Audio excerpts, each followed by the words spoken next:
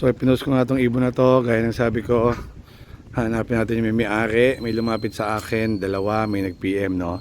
Sabi ng isa, taga Bulacan siya, ito daw ay nabili niya online.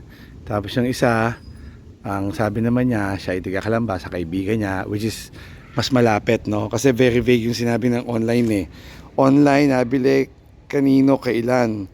So kulang yung details ni Kuya. So alpasan natin to. Ito yung may kalapante banded na, ayan o, 317 ang dulo. So nakakaya to, nakapahinga to. Alpasan natin, no? Hindi ako nagkikip ng ibon na para hanapin ng matagal yung may-ari. Ayan o, ayan o. Alpasan natin.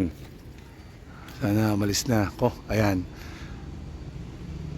Anyway, pag pumasok sa kulungan ulit, video natin. Pero for now, ayan, mukhang malakas na yung ibon eh. Ayan, ayan natin ma-orient.